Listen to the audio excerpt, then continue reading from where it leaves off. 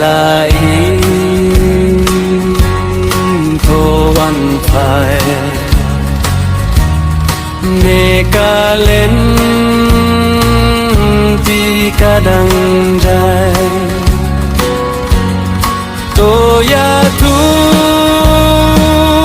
shai pi do ban wan phai ba le kim mo to wan phai kun wan phai enoki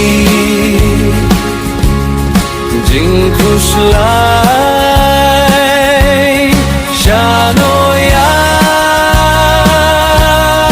pingan wa yang ala kutila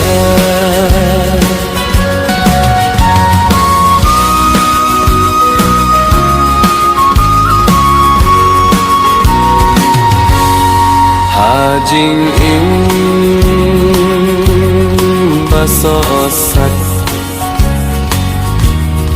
nena perte kilatla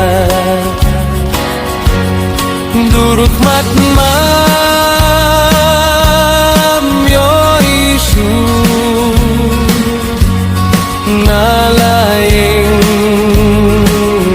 pipet jendu toan pai kun wan pai enoki jing kuslai shanoya pingan wa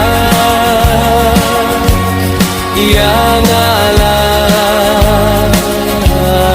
kutila